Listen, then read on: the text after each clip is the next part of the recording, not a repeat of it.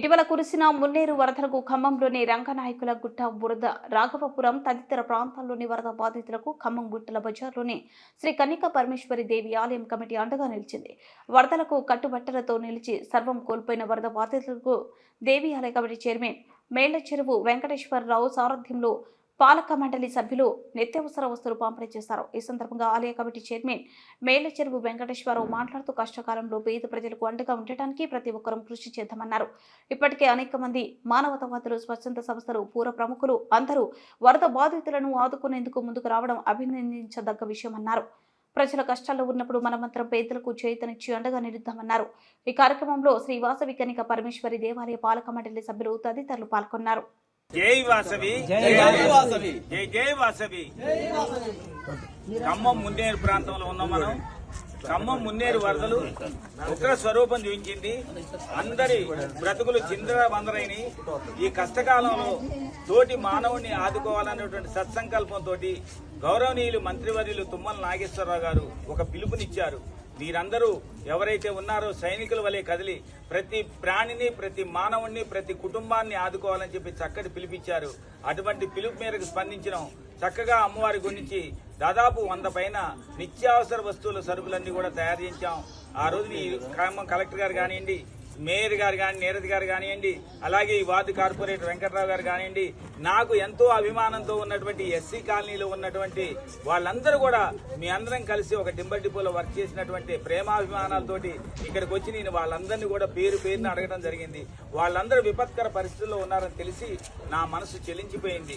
మంత్రివర్యులు పిలుపునిచ్చారు, ప్రతి ఒక్కరిని ఆదుకోవాలని తెలియజేసినారు. పెద్దలందరూ కూడా, జిల్లా యంత్రాంగం కూడా, కలెక్టర్ గారు కానీ, వారందరూ కానీ, DM civil supplies Ganta Srilatha గారు వీళ్ళందరూ కూడా పిలుపునిచ్చారు. ఆ పిలుపు మేరకు మీ అందరం కూడా చక్కగా సంప్రదించుకొని ఒక 100 కుటుంబాలపై నిత్యావసర వస్తువులు వెంటనే కావాల్సినవి ఓ 10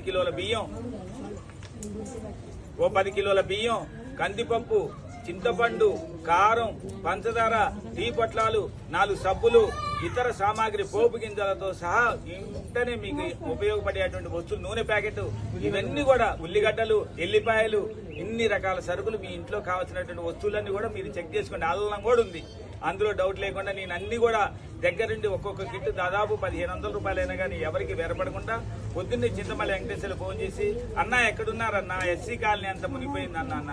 అదే రోజు వర్షం పడుతుంది తమ్ముడు, ఏం చేద్దాం, నేనేం చేశానంటే మా ఇళ్లలో నిత్యావసర సరుకులు ఇవ్వనంటే నేను వెంటనే తయారు చేయించుకొని ఒక 100 గృహాలకు ఇద్దామని చెప్పి ఒక సంకల్పంతో తయారు చేయించుకొని మీ అందరినీ ఈ సరుకులు ఇచ్చిన దానికంటే కూడా మీ అందరినీ చూసిన ఆనందం నా జీవితంలో ఉప్పొంగిపోతుంది.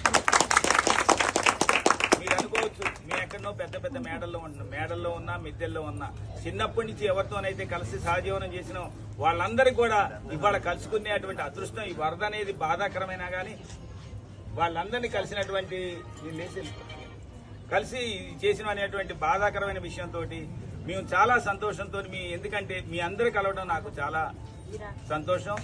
అందుకాక ముందుగా చింతపల్లి రాములు పెద్ద కొడుకు చింతపల్లి సోములు కూడా కలిశాడు. మీరందరినీ ఆదుకున్నాం.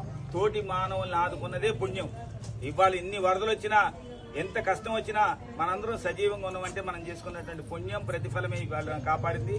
మంత్రివర్యులు తుమ్మల నాగేశ్వరరావు గారి యొక్క చొరవ, ఆయన తీసుకునేటువంటి చర్యలు, ఆయన గత వారం రోజుల నుంచి పడుతున్నటువంటి కృషి, ప్రతి మానవుడు అందరూ కూడా సుఖమయ జీవనం కల్పించడానికి ఆయన చేసినటువంటి కృషి అభినందనీయం. ఆయన సేవలు ఎప్పుడు కూడా చిరస్మరణీయం అని చెప్పి తుమ్మల నాగేశ్వరరావు గారికి ఒకసారి అభినందనలు తెలుపుతాం.